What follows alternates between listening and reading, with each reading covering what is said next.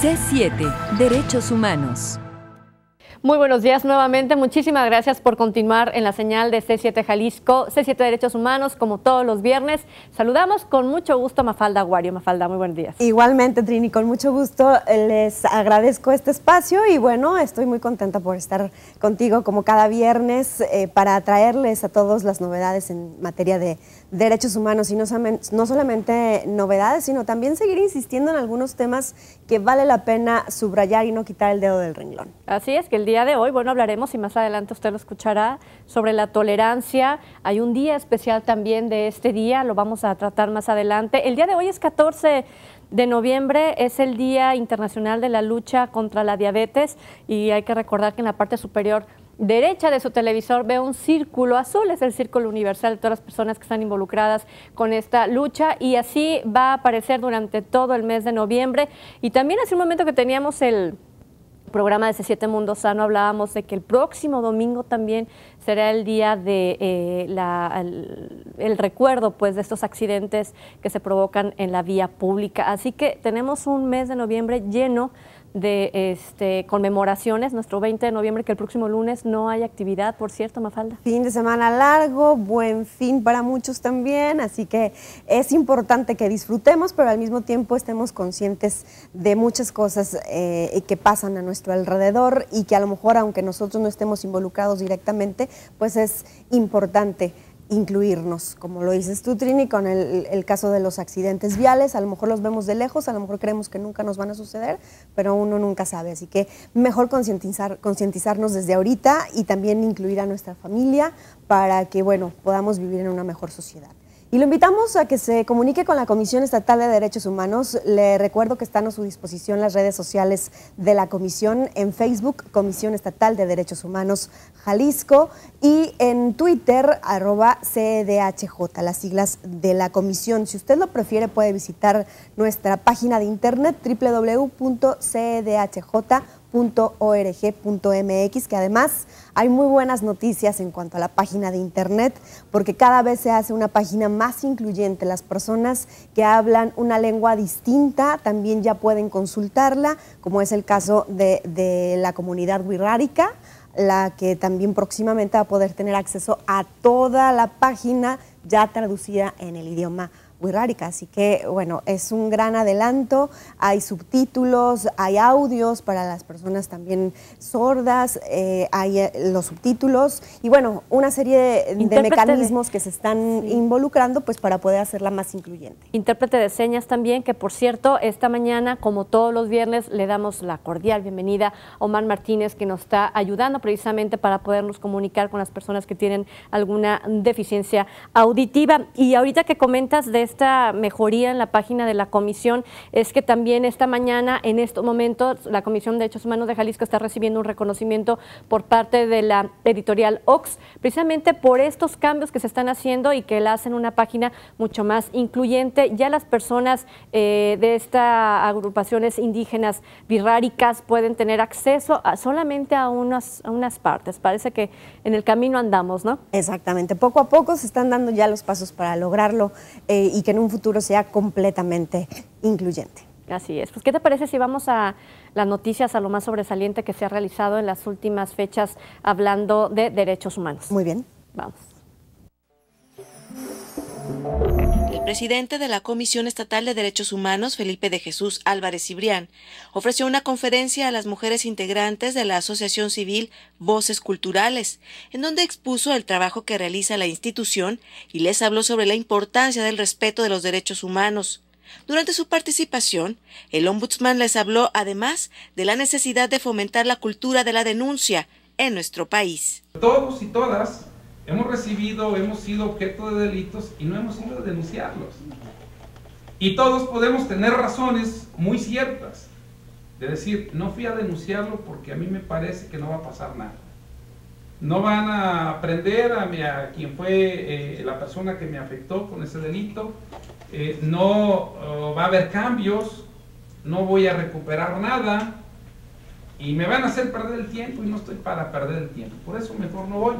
Bueno, es que también ese es un tema de cultura. yo no estoy diciendo que la sociedad tenga la culpa, yo estoy diciendo que la sociedad es un factor muy importante para cambiar precisamente esa situación.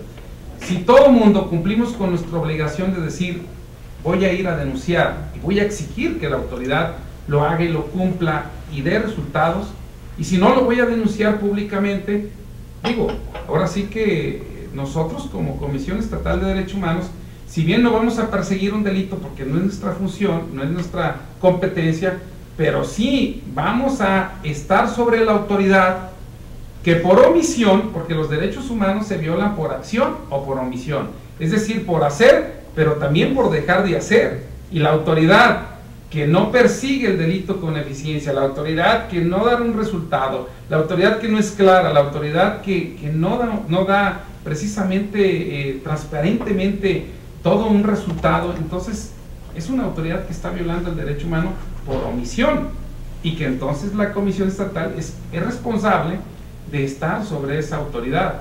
Hemos emitido muchas recomendaciones que tienen que ver por omisión, por violaciones a los derechos humanos, por omisión de la autoridad. Álvarez Cibrián hizo un llamado a las asistentes para que se sumen a la promoción de los derechos humanos a fin de que sean más las personas que los conozcan y defiendan. Yo creo que personas como ustedes, pues las vemos como potenciales aliadas de la promoción de los derechos humanos. Porque yo digo, con mucho gusto estoy con ustedes porque las vemos como potenciales aliadas de la promoción de los derechos humanos. En la medida que ustedes conozcan más de nuestras funciones, en la medida que nos permitan a nosotros estar más cerca de ustedes, pues seguramente estaremos invirtiendo en una formación, una capacitación, en gente que va a trascender. Yo no sé cuántas de ustedes representen otras organizaciones, seguramente están en otras organizaciones, son líderes al menos de una gran familia, son trascienden en un ámbito empresarial, en un ámbito que para nosotros el duplicar, el replicar esta cultura de los derechos humanos es apostable de forma estratégica. El pasado miércoles, el ombudsman asistió como invitado especial de la Universidad de Guadalajara a la conmemoración del 20º aniversario de la red universitaria. El evento fue presidido por el rector general Tonatiu Bravo Padilla, el gobernador del estado Aristóteles Sandoval, así como representantes de los demás poderes y ex rectores de la Casa de Estudios.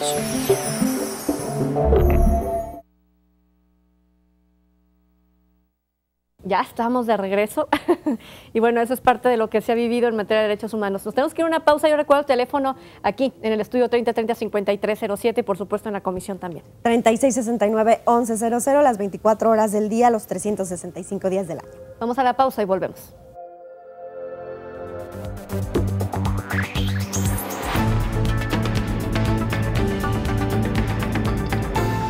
C7, Derechos Humanos.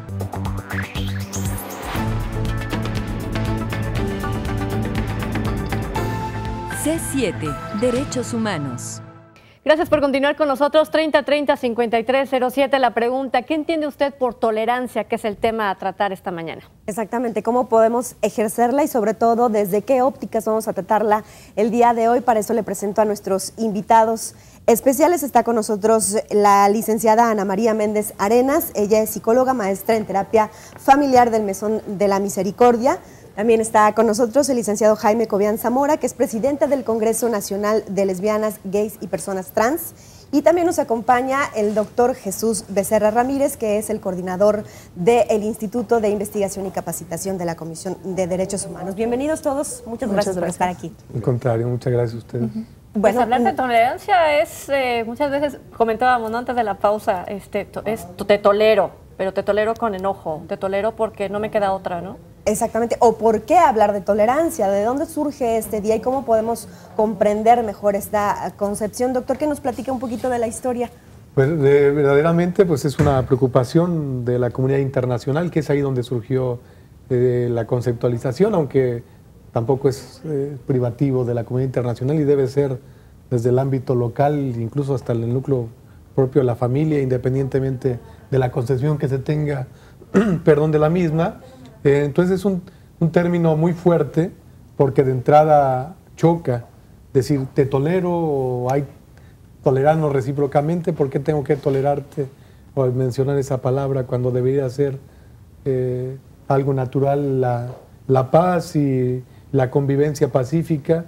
Porque de entrada este término se concibe precisamente porque no hay no venía, o incluso en la fecha, no es algo que esté superado de ninguna manera, por eso está ahí el término, de la necesidad de reconocer que no hay un pensamiento único, que no hay una religión única, que no hay una opción política única, que no hay un idioma único, no hay una cultura única. Entonces surge esto en la comunidad internacional de necesidad de concebir que en una sociedad partimos de las diferencias. O sea, nosotros como seres humanos, contrario a lo que pareciera, es decir, ¿somos iguales? Pues claro que no. Ni en el derecho lo somos. Porque hay falsas concepciones e ideas equivocadas hasta el derecho. Trata igual a todos. Eso es la justicia, eso es la equidad. Entonces la tolerancia parte de una premisa fundamental diferente. Hay que proteger la diferencia. Y eso nos llevará a la justicia y a la igualdad y a la libertad. Partir de esa premisa yo creo que mucho nos ayudará a entender qué es este término. Pero sobre todo tiene un fin fundamental, el respeto y la concepción de los derechos humanos. La tolerancia nos lleva a eso, a concebir que en una sociedad somos diferentes, porque de lo contrario nos lleva a atrocidades que la historia nos ha dicho. Esa idea de que para constituir una nación, y así surgió la nación allá en los siglo XVI, XVII, con los acuerdos de Westfalia, vamos constituyendo un país porque tienes una religión común, tienes una cultura común, un idioma común, es decir, todo lo común. Ese es el peor error que pueda concebir, porque fue un nacionalismo excluyendo al diferente. Entonces, si vamos a construir ciudadanía, si vamos a construir sociedades, hay que partir de una premisa diferente. Yo les pregunto ahora, y con eso, para seguir con la participación de los demás, ¿qué sociedad pueda jactarse en la actualidad para constituir una identidad nacional que diga, yo tengo una religión común?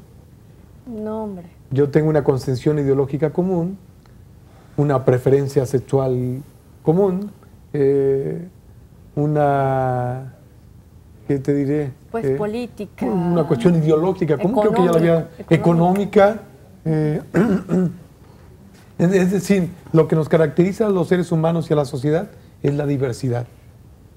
Y por eso se funda este concepto desde la Organización de Naciones Unidas desde el año 95, que es decir, vamos constituyendo un día que se construye al año siguiente para recordar a la sociedad que tenemos que reconocer la diferencia más que esa carga que decir, tengo que tolerarte. Así es. Licenciada Ana María, ¿cómo desde este punto, desde esta trinchera, cómo se ve la tolerancia? Pues mira, un poco diferente también, pero sí con la misma premura del doctor, por el hecho de que tienes que aprender a respetar la ideología, la manera de actuar, la manera de sentir a otra persona, aunque no compatibilice contigo. Y eso actualmente ha sido muy difícil desde los ámbitos sociales, el familiar, el contexto laboral. O sea, es mucho, muy difícil. En nuestra área, al menos en nuestra institución, también nos está generando un poquito de vaivén por el hecho de la preferencia sexual, ¿no? De tu decisión. Lamentablemente, las personas que se enferman o interrelacionan pues a nivel emocional, pues bueno, se han enfrentado a esta parte donde no te tolero porque no eres hombre, no te tolero porque no eres mujer y andas con una persona igual a ti, o sea, no. Y es mucho, muy difícil, ¿no? Porque habla hasta desde un aspecto físico, ¿no? Te degradan, te rechazan y bueno, es bastante difícil, ¿no? Y a nivel sexual, bueno, ni se diga, pues por la interrelación de los seres humanos. Difícil también ha sido la lucha que por años ha tenido la comunidad gay, la comunidad de lesbianas, de personas transgénero. ¿Ustedes cómo han trabajado para promover justamente esta tolerancia? O si bien aceptan el término como tolerancia, ¿qué es lo que sucede en esta parte? Mira, la mayor de mi experiencia tiene que ver con haber vivido la intolerancia. O sea, en eso somos expertos totalmente, en la intolerancia. Y bueno, desgraciadamente, día a día se sigue viviendo. Sí es cierto que es una sociedad más incluyente, pero indiscutiblemente que la intolerancia está en cada momento. No hay leyes armonizadas de acuerdo a la Constitución. Todavía, por ejemplo, aquí en Guadalajara hay municipios que hablan de conductas afeminadas que están prohibidas en la calle. Hay reglamentos en las cárceles donde dicen que a los desviados sexuales se les tiene que separar. O sea, sí, la intolerancia ahí está presente. Todavía, por ejemplo, si se gana un amparo a nivel federal para un matrimonio en Guadalajara, a pesar de que ya se han ganado otros amparos, todavía se inconforma el ayuntamiento sabiendo que va a perder, pero lo siguen haciendo. O sea, seguimos viviendo la intolerancia cuando vas con los diputados. Y yo creo que lo más importante de aquí, pese a no entenderlo en la manera histórica, otra cosa que nos ha tocado a los homosexuales, lesbianas y personas transexuales es también tenemos que demostrar, o sea, nos toca hasta demostrar que en la historia hemos construido país. O sea, nos tenemos que ir al término del derecho. O sea, nosotros hemos luchado por el mismo derecho que tengan todos para expresarse, para ser diferentes. Y lamentablemente, por ejemplo, algunos grupos parlamentarios como los panistas están en contra de nuestros derechos, cuando nosotros, los homosexuales, lesbianas y personas trans, hemos luchado por ese mismo derecho. O sea, en igualdad de circunstancias hemos estado para la construcción del país, para pagar impuestos, para defender la patria, en igualdad de circunstancias, en todo momento. Pero la intolerancia, el prejuicio son los que nos llevan a ser desiguales, a vivir en una sociedad desigual. Y te digo, lamentablemente la mayor de nuestras experiencias es en la intolerancia. Desde el ámbito de los derechos humanos, doctor, ¿cuál es el diagnóstico que hay en torno a este tema, en torno a la discriminación, que justamente es lo que evita la tolerancia en una sociedad, como usted decía, más incluyente? Sí, efectivamente no podemos disasociar o separar el término tolerancia por un lado, derechos humanos por el otro. Es un término que va incluido y es parte fundamental de los derechos humanos, porque a la medida que la persona, el individuo, y me prefiero mencionar persona, conciba, dimensione los derechos inherentes a lo que es, a su persona, por el hecho de serlo, eso debe de dimensionar que al otro también lo tiene. Porque yo no voy a cuestionar, es que yo soy mexicano, tú eres guatemalteco, yo tengo derechos por ser mexicano. Hay una situación que tenemos que partir de una premisa fundamental. Se habla del término universalidad, y yo creo que de ahí hay que partir. La universalidad no es el tiempo, no es únicamente la concepción por un espacio territorial o por una cuestión de tiempo, sino también universalidad en el sentido de persona. Es decir, la universalidad implica, y esto abona la tolerancia, porque yo si soy indígena, pues también tengo derecho. Yo si soy persona con discapacidad, lo tengo. O sea, la tolerancia implica el hecho de asumir esta postura no con hipocresías, sino asumir en serio el término de universalidad, porque brinco una fronterita, nada más tienen derecho los nacionales. Entro a un círculo de cierto sector político, social, tú no eres afín a mí, te discrimino. Estoy en el ámbito de la milicia o militar, tú tienes una enfermedad, ya no puedes tomar las armas, como si todo en el ejército fuera pelear, no hay cuestión administrativa o de asistencia, o de todo.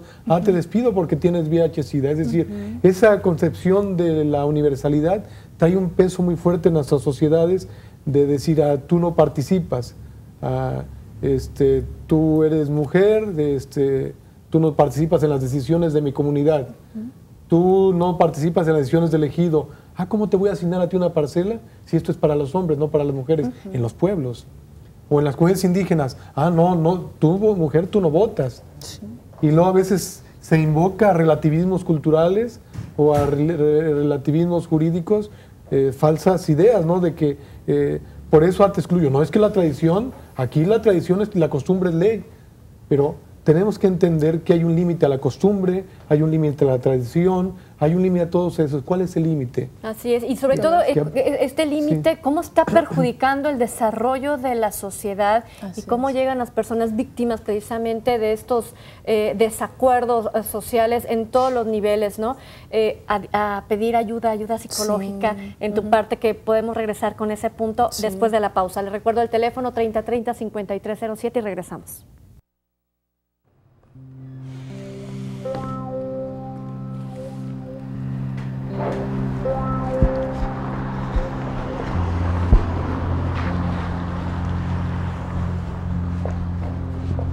Tengo algo que confesarte.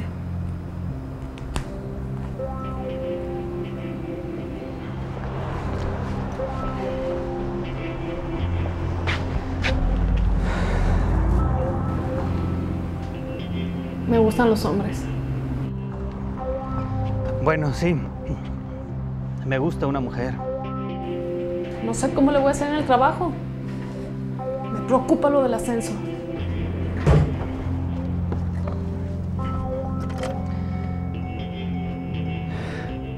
Ya siento las miradas en la calle. Los comentarios de mis amigos. Me gustan los hombres. Y nadie lo entiende. ¿Te suena familiar?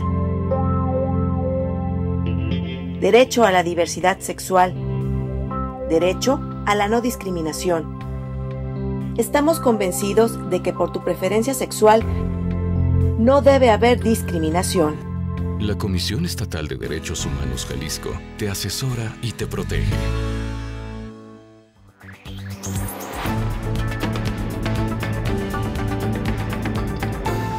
C7, Derechos Humanos.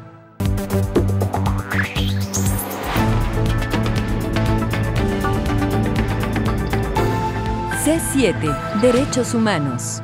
Bueno, en el Mesón de la Misericordia hacen un trabajo especial y cuando nos íbamos a la pausa decíamos cómo hacer el trabajo o cómo llegan precisamente las personas afectadas cuando no tienen este derecho a vivir con tolerancia y respeto de sus gustos y deseos y situaciones. Así es, Lili. Mira, pues lamentablemente ahí con nosotros llegan día a día a nivel psicológico muchas personas afectadas porque al parecer, bueno, en este caso al vivir con el diagnóstico de VIH, o personas que conviven con VIH, pues son excluidas, o sea, lo rechazan, llegan y nos dicen, oye Ana María, ¿sabes qué no puedo hacer? No sé cómo hacerle porque yo no quería que mi esposo cuidó para que su jefe no se enterara que vive con VIH y lo acaba de despedir.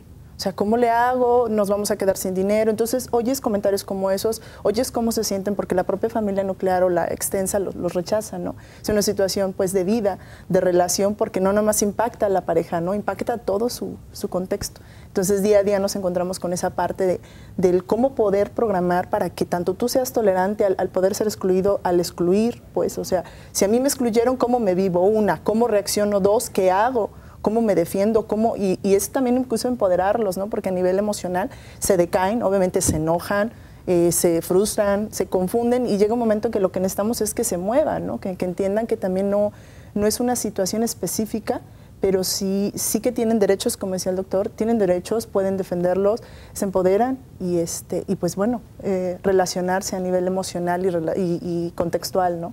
Pero sí es bastante difícil, lamentablemente. Exacto, no es que no tengan derechos, sino que el Estado no los garantiza y nosotros no los respetamos, por ejemplo, ¿no? ¿Cómo hacer, doctor? Le preguntaba yo en la pausa, porque luego yo he escuchado, o se me hace muy común, que la justificación o el argumento que se esgrime sea, es que esta es una cuestión cultural y la cultura del mexicano no es ser incluyente o es de intolerancia hacia quien es distinto a él. La ignorancia o la falta de educación, de conocimiento sobre, no sé, sobre cómo viven las personas con VIH, cómo conviven con alguien con VIH o con las personas de una preferencia sexual distinta a la que nosotros tenemos. ¿Es válido esto? Pues mire, yo creo que es muy oportuna y pertinente esa pregunta, porque no puede haber un discurso tan falso como escudarse en un relativismo cultural.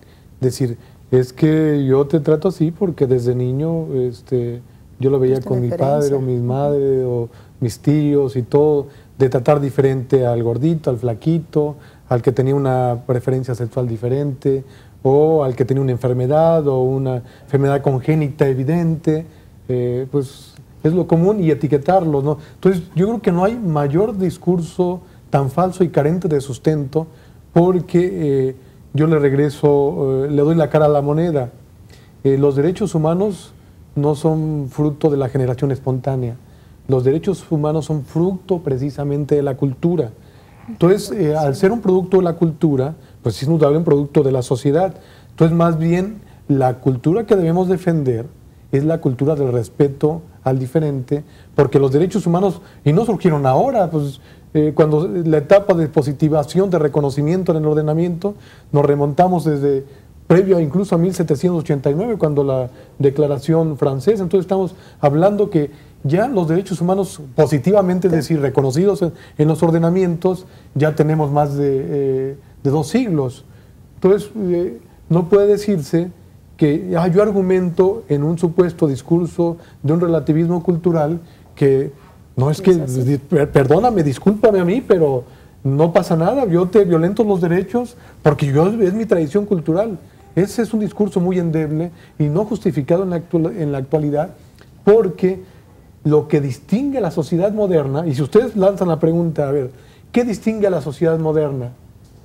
Pues que se vive en sociedades que responden a constituciones, que responden a reglas, que responden a principios. Incluso me remonto 400 siglos y más antes, la justificación de crear el Estado. O sea, ¿por qué surge el Estado? Y para responder a su pregunta, ¿para qué surge el Estado? Para darnos seguridad. Por eso Hobbes, cuando escribió el Leviatán, justificó la creación de esa ficción. Decir, yo necesito que un ente superior me ponga un alto a mí, también a ti, entonces tú cedes, yo cedo. ¿Qué cedo? Eso es producto de la cultura. El Estado es producto de una ficción cultural. Es decir, para que se dé la seguridad y la paz en una sociedad, tengo que respetarte a ti. Y al respetarte a ti, ¿qué te voy a respetar? Tu ideología política, tu concepción religiosa, tu propiedad, incluso desde, o sea, nada se sustrae. Tus posesiones económicas y a lo que te dedicas, a la libertad de trabajo. Entonces, no pueden argumentar en un discurso supuestamente moderno, decir, es que yo vengo de esta cultura indígena, machista o autoritaria o lo que sea, cuando lo que venimos es una cultura de respeto precisamente a la diferencia, porque los derechos humanos, si ustedes ven la historia de la creación de los derechos humanos, surgen como contramayoritarios. Sí, yo quiero preguntar, de hecho, bueno, las historias que anteceden a nuestras constituciones, a nuestras revoluciones, etcétera, cuando hablamos de la Revolución Francesa, etcétera, son tantos años, pero ¿qué pasa? Porque en la vida real, y no me dejará de mentir, las cosas siguen, bueno, no siguen igual porque el esfuerzo se está haciendo, pero en el día a día, pues las violaciones a los derechos son las mismas. El asunto tiene que ver mucho con las modas y con cosas que fueron las culturas preponderantes que nos trajeron. Por ejemplo, comenzaron todo el asunto en contra de la gente de la diversidad con los reyes católicos, con los documentos que hacían para castigar la sodomía, el nefandismo. Y bueno, se adaptan aquí a México y increíblemente, así como lo decía, es una cuestión de moda, porque las cosas van cambiando. No quiere decir que un lugar que porque sea alguien muy tolerante, bueno, voy a poner así como ejemplificar, que es lo que más me gusta. El padre Solalinde, que nadie discute un montón de cosas que haga, cuando a sus albergues llega alguien que tiene VIH, si dice una persona trans, no tiene cómo trabajar con ellos. Dice, es que es una población que yo no atiendo. Diferente. Entonces, es una persona que dice, es un señor muy incluyente y todo, pero es homofóbico. Y así es la moda. O sea, nosotros vivimos, antes la moda era lo que decía Dios, después fue la cultura y ahora las leyes que no son incluyentes. A lo que nosotros nos toca como sector de la diversidad sexual es la exigencia en leyes. O sea, porque no hay otra. O sea, ¿cómo podemos demandar si no hay leyes incluyentes? Porque dicen, no, como decía aquí el doctor, o sea, hay generalidades en leyes. ¿Cómo pides tu matrimonio si hay otros conceptos que te pueden dar las mismas garantías? Y entonces es una moda decir, es que tú estás garantizado tus derechos en el Código Civil, en el Código Penal, pero no es cierto. Nosotros la exigencia para la inclusión y el cambio tiene que ser de la parte, o sea, el Estado tiene que comprometerse a hacer cambios culturales, a respetar la laicidad, pero esos cambios culturales van de la mano también de la sociedad, que yo como gay en mi casa invite a mi familia a hacer un cambio, porque la mayor de la discriminación y la desigualdad para la gente de la diversidad sexual se da en la casa. Entonces, de ahí aprendes a no voltear a ver a la gente de frente, exigir derechos. Entonces, es un asunto que tiene que ver, sí, con mucho, que es parte de la cultura, pero también tiene que ver mucho con la visibilidad, con la exigencia para hacer los cambios culturales a través de leyes que penalicen, leyes que garanticen todas estas diferencias en las que vivimos, ¿no? En Jalisco. En Jalisco se acaba de reformar el Código Penal para hacer la penalización de la discriminación, o sea, lo que es un arreglo al Código Penal que tiene que ver con la dignidad de las personas, pero no hay una promoción del Estado al respecto. O sea, por ejemplo, hay 14 estados de la República Mexicana que tienen una ley para prevenir y erradicar la discriminación, pero no se ha presentado ningún caso en ninguno de los estados al respecto de esto, porque cuando no está garantizada la visibilidad, o sea, lo que te decía en un principio, por ejemplo, si tú llegas a la penal, entonces hay un reglamento que te dice que si eres desviado vas a espacio donde están los que están mal de la cabeza. Entonces, dices, bueno, si yo puedo tener ahí algo que tenga que tener una lucha, sé que si voy a llegar a la penal me van a discriminar, sé que si voy a llegar a la cárcel me van a discriminar, sé que no me van a tratar igual. Entonces, es una promoción y una armonización de leyes para que garanticen mi visibilidad. O sea, si yo soy discriminado en un lugar por mis preferencias sexuales, por estarle demostrando afecto a una persona de mi mismo sexo, implica un montón de cosas, que tengo que levantar una denuncia en el Ministerio Público, por lo que marca el Código Penal, pero ahí tendría que demostrar yo que mis afectos son con una persona y a lo mejor puede ser público, o sea, implica un montón de cosas que no me garantiza el Estado mi visibilidad. O sea, sí hay una ley que penaliza la desigualdad, sí hay una ley que penaliza, esta discriminación, pero hay otra serie de leyes que no están impide la aplicación de la ley, exactamente, que impide la aplicación de la ley. Entonces, el gran problema es la intolerancia a través de una doble moral de los legisladores y de que no hay leyes que garanticen la visibilidad total. Y no digamos, por ejemplo, si eres gay y eres perteneces a un grupo con una identidad cultural diferente, o sea, eres gay pero eres darqueto, o sea, ya te metiste en otro problema. Es Jaime Prieto, ¿verdad? Quedamos el diputado que vino con nosotros así hace algunos días y que de hecho también pues era el problema, ¿no? Lo que nosotros le planteábamos, Trini, a partir de esta modificación en el Código Penal, ¿cuántos casos ha habido que la gente haga valer? Y pues no, era... No, y ya quisieras que en el caso de Jaime Prieto, bueno, es la 4ª legislatura en la que nosotros como organización hemos presentado iniciativas para que se haga una ley para que erradique y elimine la discriminación del Estado. Nosotros como sociedad, en el año 2002, metimos la iniciativa como sociedad, muchas organizaciones así lo metimos. Y de moda son 2 temas: los derechos humanos a través de la legislación, los diputados se meten a la danza cuando nadie los conoce ni sabe de ellos, y ahí la andan haciendo. Digo, esta última vez la manosearon, Jaime Prieto la manoseó esa ley para erradicar la discriminación, hasta los panistas trajeron a Rigoberta Menchú, increíblemente les decía, trajeron a Rigoberta Menchú a un evento contra la discriminación, y si yo no decía que tenía apellido paterno y materno no me podía escribir. O sea, estaba excluida la gente, y Rigoberta Menchú les dijo, bueno, podrán hacer una ley para erradicar la discriminación, pero si no hay una que penalice, estamos amolados. Afortunadamente salió la ley para penalizar, pero para erradicar, porque implica la creación de una comisión, y es la 4ª legislatura que manosea y nomás por moda. Pues. Vamos a ver cómo va avanzando y cómo se van adecuando, y bueno, pasos y pasos, yo creo que en algún momento vamos a llegar y esa es la esperanza. La pausa y regresamos, 3030-5307.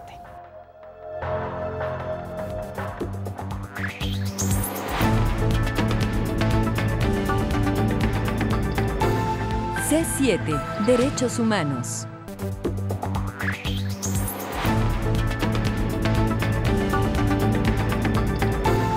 C7, Derechos Humanos. Está tan complicada la situación legal que les vamos a explicar ahorita en este momento cómo está la jugada, porque de verdad que es bien interesante entender cómo a nivel federal se legisla de una forma y por los intereses políticos e ideológicos de un partido o varios partidos en el estado de Jalisco no se empatan esas ideologías, y al momento de interponer una denuncia para hacer uso de los derechos a través de la ley, pues es más difícil. Exactamente, pero hay alternativas, Trini, para buscar ayuda, para pedir asesoría. Por eso también nuestros invitados, están aquí con nosotros para ofrecernos una ayuda o una amplia variedad de asesorías, dependiendo de cuál sea su caso. En el Mesón de la Misericordia ya nos decía la licenciada que, ellos se encargan de tener a personas que viven con VIH. Entonces, si usted conoce algún caso en el que se requiera alguna orientación psicológica o de cualquier otra naturaleza, comuníquese con ellos. Si usted conoce a alguien o usted mismo vive una situación de discriminación, de no tolerancia y es parte de la comunidad homosexual, de personas transgénero, o es lesbiana, etcétera, también hay quien lo pueda ayudar para eso también está la Comisión Estatal de Derechos Humanos. Es decir, hay manera de acercarse con alguien que por lo menos le diga, aquí estamos en igualdad de circunstancias, así que vamos a apoyarnos, ¿no? Porque se gana, o sea, va por encima de cualquier interés el respeto a tu diversidad, a tu diferencia, ¿no? La ley es clara. Sí, sin lugar a dudas, mire, yo creo que hay que festejar de alguna manera las adecuaciones constitucionales que se han dado en los últimos años, porque eso sin lugar a dudas, a pesar de las resistencias, en ocasiones del ámbito de los operadores jurídicos, de los jueces o del ámbito legislador, pero hay que reconocer que a nivel federal, por ejemplo, legisladores, y lo fundamental y lo relevante, que fue por unanimidad de todas las fuerzas políticas, fue la reforma en derechos humanos en 2011. ¿Esto qué implica para el tema que estamos hablando hoy? Porque también hay que aterrizarlo, no quedarnos solamente con pretensiones morales o doctrinales, académicas o de cuestiones éticas propiamente, sino también aterrizarlas en el campo de lo jurídico, de lo materialmente, porque además al querido auditorio hay que decirle también qué opciones se puedan tener cuando esté ante una vulneración por demás evidente y contradictoria con lo que dice nuestra Constitución o lo que pueda decir una ley local o una sentencia del ámbito local, es decir, no sé, una resolución administrativa que me denegue o que me niegue, perdón, a alguna solicitud que yo crea que me están discriminando por alguna cuestión étnica, de salud, sexual. Una cualidad. Sí, que indudablemente el abanico es amplísimo de las discriminaciones de que puede ser un objeto, pero parto precisamente, y cito esta reforma, porque estamos, no sé si me voy a dar a entender para tratar de hacerlo un poquito digerible, estamos con una Constitución no de adorno, que además dice toda persona tiene los derechos humanos de esta Constitución. Todo ese abanico de posibilidades que tenemos, pero también tiene una palabra muy fuerte, dice toda autoridad, fíjense, toda autoridad en el ámbito de sus respectivas competencias deberá de promover, respetar, garantizar y reparar los derechos humanos. ¿Qué implica para esto que estamos hablando? Y luego en el siguiente parrafito todo estoy mencionando el artículo 1 de nuestra Constitución. No se permite discriminación por cuestiones de género, salud, étnicas, ideológicas, políticas, sexuales, párenle de contar. Entonces, fíjense, todas estas frasecitas tan sencillas y tan claras. Toda persona, toda autoridad debe respetar esto y no se permitirá discriminación. Por donde le vean. ¿Qué tan difícil es la ley, la aplicación? El gran problema, o sea, la Constitución es indiscutiblemente que es un avance muy importante en nuestro país, pero el gran problema en México es el acceso a la justicia. Porque ya ahí ya es donde la puerca tuerce el rabo, o sea, porque la gente, con jueces, con abogados. O sea, y el acceso a la justicia para los del área metropolitana, pero los que viven en Colotlán, o sea, peor todavía, pues porque no tienen ni para cómo trasladarse para acá. Entonces el acceso a la justicia es lo más difícil, porque mucha gente en muchos temas no le entra.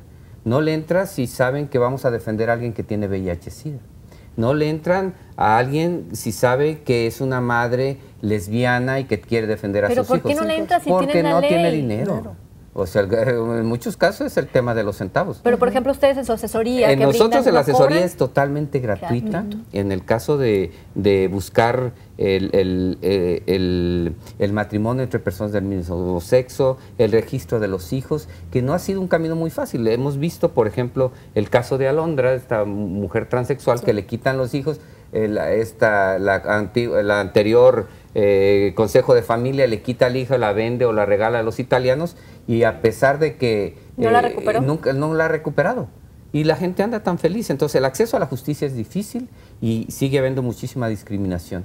Y es un gran problema. O sea, sí, la Constitución es muy importante, pero en el tema de derechos, pues ni los diputados se meten, porque no da para tanto, no da para tantas luces. Licenciada Ana María, por ejemplo, en cuestión de recursos, ¿qué tan difícil es? Pues al menos en nuestra área es muchísimo, muy difícil, porque como le decía nuestro colega, la mayoría de los pacientes, al menos en la institución, no tienen los recursos, son de escasísimos, tienen familias amplias, tienen desinformación, tienen miedo de hablar porque saben que los van a rechazar. Entonces, lo que buscamos por una institución, tenemos el área de servicio psicológico, el área de medicina, enfermería, orientación. No tenemos de base abogados, pero sí luego nos cuesta mucho trabajo porque buscamos otras instituciones que nos puedan asesorar, puesto que viven con condición, y nos dicen, sí, después mándamelos. Y cuando nos mandamos, pues nos estamos encontrando con esta parte, ¿no? Entonces, es tratar de encontrar medios porque no tienen, porque no hay recursos, nosotros tratamos de apoyarlos y canalizarlos en instituciones que nos ayuden con esta parte, pero sí, al menos en recursos es bastante difícil.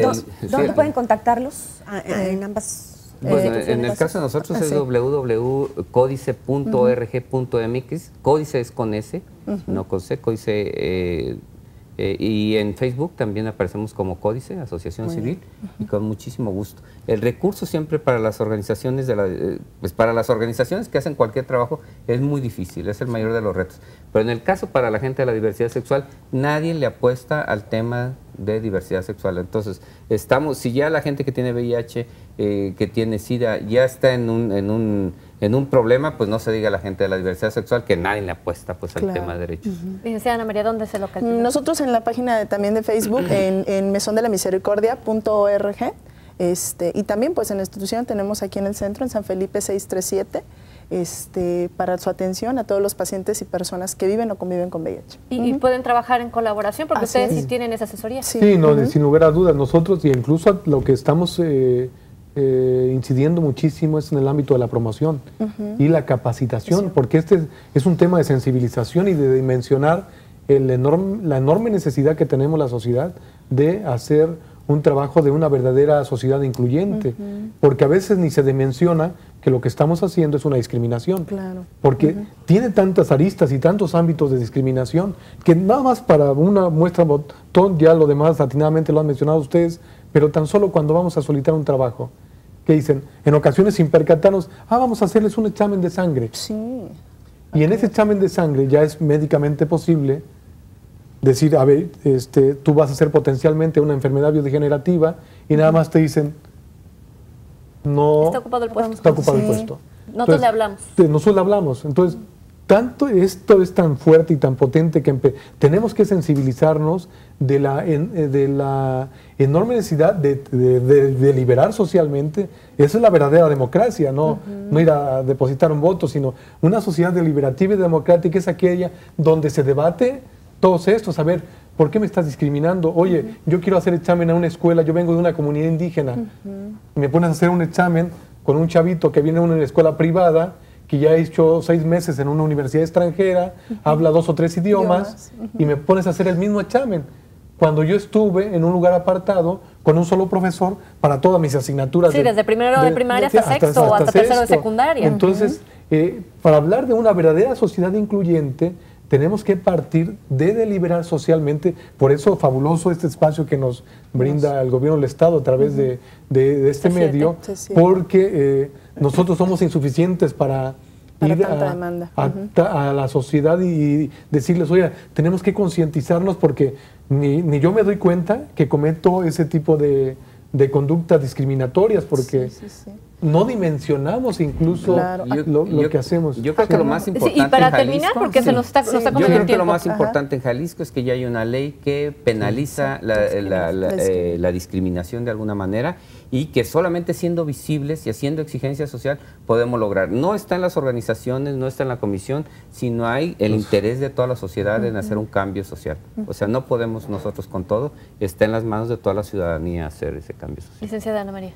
Sí, nada más por lo mismo, o sea, apoyo, constancia, búsqueda, o sea, de nosotros como individuos depende que hagamos valer nuestros derechos, que seamos tolerantes y nos toleren, ¿no? Pero hablándolo, buscándolo. Y por supuesto en la comisión, ¿cómo hacer una denuncia? ¿También se puede hacer una denuncia por discriminación? Sin lugar a dudas, es un aspecto fundamental, sí hay, porque a final de cuentas eso que te lleva a la vulneración de un derecho humano, la igualdad. Entonces, sin lugar a dudas, nosotros lo que podemos hacer, más que conocer ya quejas, mejor vamos previniéndola, vamos capacitando y sensibilizando. Y yo creo que en esto no es amigos y enemigos, sino tanto las autoridades como nosotros vamos de la mano. Y vernos desde esa perspectiva, las organizaciones de la sociedad civil, las dependencias gubernamentales, vámonos poniendo las pilas y vamos entrando en esta etapa de sensibilización, y esperemos que que nos apoyen con los recursos y elementos suficientes, los diputados y todo eso, quienes deciden y tienen el poder en sus manos, que nos apoyen para la cuestión de la sensibilización. No queremos sancionar a nadie, al contrario, queremos prevenir. No nos discrimina, el poder lo tenemos la ciudadanía. Sí, claro. Ya me enojé. Bueno, pues ojalá que este fin de semana aprovechemos para reflexionar, que sea una oportunidad para inculcar a nuestra familia, porque ya lo escuchábamos, desde la familia es donde inicia el principal problema, así que sensibilicémonos, por favor. Gracias, Trini. Ay, a ti, Mafalda, muchísimas gracias. Como siempre, que tengan todos un excelente fin de semana. Muchas Muchísimas gracias por su compañía. Gracias. Nos vemos en un ratito más. Gracias.